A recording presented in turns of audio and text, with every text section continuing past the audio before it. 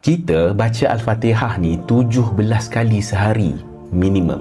Tapi pernah tak kita tanya, kenapa ayat paling tengah, paling core dalam surah ni adalah permintaan kita pada Allah untuk tunjuk jalan yang lurus. Ihdinas siratal mustaqim. Kenapa tak minta, ya Allah bagi aku kaya, bagi aku sihat?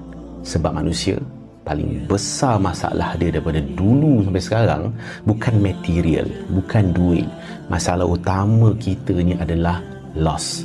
Kita hilang arah. So psychologically, bila manusia ni hilang tujuan, hilang purpose, jiwa dia automatically akan rasa kosong walaupun duit, harta banyak. Bila kita sebut tunjukkan kami jalan yang lurus, sebenarnya kita tengah mengaku kelemahan diri kita.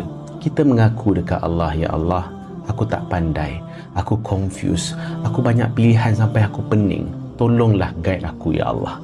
So Ramadan kali ini, janganlah baca Al-Fatihah ni macam robot. Baca dengan penuh rasa desperate, macam seorang budak kecil yang sesat tengah cari mak ayah dekat pasar raya.